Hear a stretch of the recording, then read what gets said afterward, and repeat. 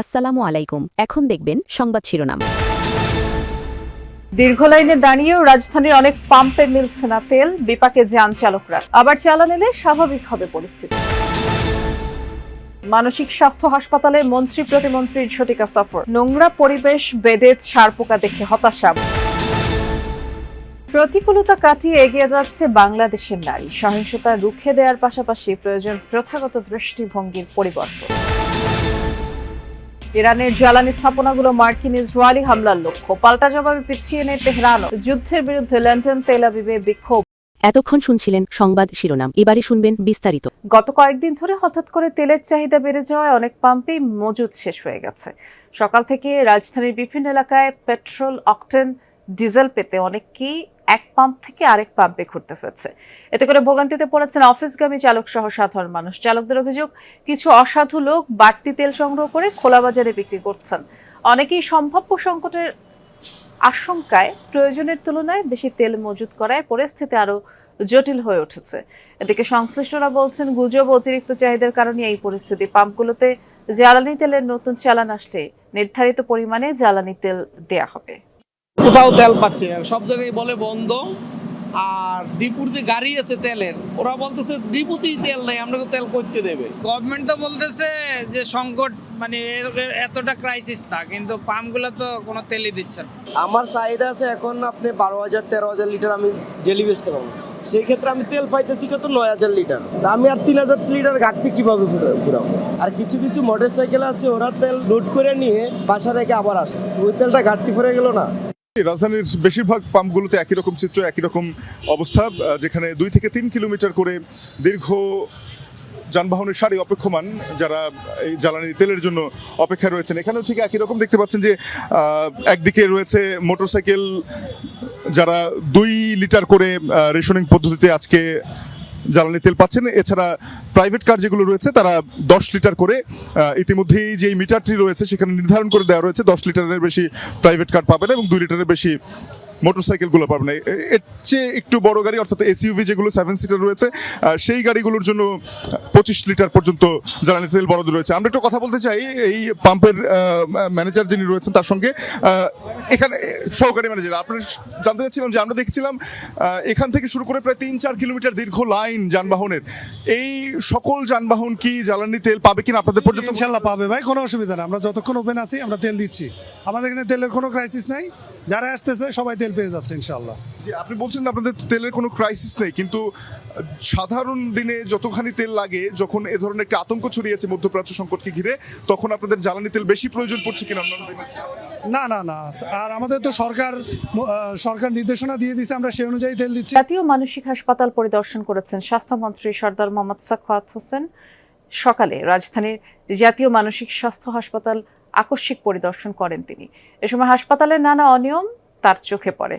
জাতীয় মানসিক হাসপাতালের নোংরা বিছানা, তেলাপোকা, ছারপোকা, স্বাস্থ্যকর পরিবেশ পর্যবেক্ষণ করে স্বাস্থ্যমন্ত্রী বলেন, এখানে যিনি সরকারের কাছে দায়বদ্ধ আছেন তিনি তার সঠিকভাবে দায়িত্ব পালন করতে পারছেন না। এ সময় স্বাস্থ্যমন্ত্রীর সাথে পরিদর্শনে গিয়েছেন স্বাস্থ্য প্রতিমন্ত্রী এম এ মুহিত। বলেছেন, দেশের সর্বোচ্চ প্রতিষ্ঠান হওয়ার পরও জাতীয় মানসিক স্বাস্থ্য হাসপাতালের লিডারশিপ সংকট রয়েছে, অব্যবস্থাপনা আছে। তবে দ্রুত সমস্যাগুলো সমাধান হবে বলে জানিয়েছেন মোহাম্মদ সাখাওয়াত হোসেন। আরো বলেছেন, এই হাসপাতালকে অন্য সকল হাসপাতালের চেয়ে একটু বেশি মানবিক হতে হবে। খাবারের মান, কলার সাইজ খুবই ছোট, এটা হওয়া উচিত না। এই মান, এটা আমরা দেখতেছি অনেক উন্নতি করার মতো স্পেস রয়েছে। ডাক্তাররা যে কজনকে জিজ্ঞেস করছে, অনেকে ঠিক মতো আসে নাই, পরে আসছে, অনেকে হয়তো ঠিক মতো আসছে, কতজন আছে এটা এখন আমরা দেখবো। লিডারশিপের অভাবে কিছু অব্যবস্থাপনা তৈরি হয়েছে। আমরা উপরতলায় দেখেছি রোগীদের ইনডোরে ব্যবস্থাটা গ্রহণযোগ্য পর্যায়ে নাই, সেটার ব্যাপারে আমরা দ্রুত ব্যবস্থা গ্রহণ করতে বলেছি। সোহরাওয়ার্দী হাসপাতালে দালালরা রোগীদের সাথে অনেক ধরনের প্রতারণা করে থাকে, যে অভিযোগটা অনেক পুরনো, এবং সেই দালালদের ধরতেই কিন্তু র্যাবের এই অভিযান নির্বাহী ম্যাজিস্ট্রেটের নেতৃত্বে সকালবেলায় এই অভিযানটি শুরু হয়।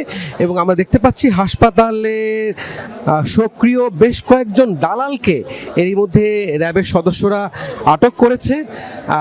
তাদের নাম ঠিকানা সংগ্রহ কিন্তু করছে। এখানে মহিলা দালালও আছে, যারা প্রায় সময় রোগীদেরকে ভাগিয়ে নিয়ে নিম্নমানের হাসপাতালে নানান ধরনের প্রলোভন দেখিয়ে তাদের সাথে প্রতারণা করে থাকে এবং সেই অভিযোগেই কিন্তু দালালদেরকে আটকের প্রক্রিয়াটা কিন্তু এখনো চলছে। এখানে র্যাবের নির্বাহী ম্যাজিস্ট্রেট আছে এবং এখানে নারী আছেন, 2 জন নারী, তাদেরকেও কিন্তু দালাল সন্দেহে র্যাবের এই সদস্যরা তাদেরকেও কিন্তু আটক করেছে। আমরা দেখতে পাচ্ছি যে সংখ্যার দিক থেকে 4, 5, 6, 7, 8 জনকে দেখা যাচ্ছে এখন পর্যন্ত। এই সংখ্যাটা হয়তো বাড়বে এবং এই হাসপাতালে কিন্তু এই দালালরা যে সক্রিয় এবং সেই কারণে রোগীদের যে ভোগান্তিটি কিন্তু পুরনো, শুধু এই হাসপাতালই নয়, এই সরকারি অনেক হাসপাতালেই কিন্তু প্রায় সময় রোগীদের সাথে এই দালাল চক্র কিন্তু নানান ধরনের প্রতারণা করে থাকে এবং সেই অভিযোগটি আমলে নিয়েই আমরা দেখতে পাচ্ছি যে র্যাব সহ অন্যান্য আইনশৃঙ্খলা বাহিনী তারা চেষ্টা করে এই হাসপাতালকে দালাল মুক্ত করবার জন্য। অভিযানটি কিন্তু এখনো চলছে। সক্রিয় বেশ কয়েকজন দালালকে এরই মধ্যে র্যাবের সদস্যরা আটক করে। যুগের পর যুগ পেরোলেও বা প্রজন্মের পরিবর্তন ঘটলেও নারীর অবস্থানে আর বদল আসেনি। ধর্ষণ, হয়রানি ক্রমাগত বেড়েই চলেছে। চলতি বছরের প্রথম 3 মাসেই দেশে ধর্ষণ হত্যার সংখ্যা 500 ছাড়িয়েছে। রাতের অন্ধকারে যে ভয় তাড়া করে বেড়ায়, রৌদ্রোজ্জ্বল দিনেও সে আতঙ্ক আর ঢাকা পড়ে না।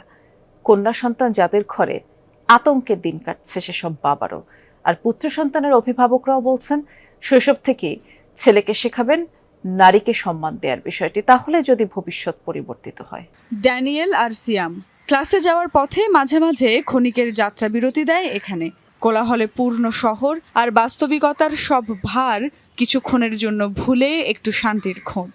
আচ্ছা, দিনের আলো ফুরলেও কি শহরটিকে ভয় করে চলে তারা? আমি রাতের বেলা যখন বের হই, চুরি, ডাকাতি, ছিনতাই, এছাড়া কিশোর গ্যাংয়ের দৈরত্ব বিষয় সম্পর্কেও আমি সচেতন থেকে বের হতে হয়। ছিনতাই এটাই আসলে মূল বিষয়।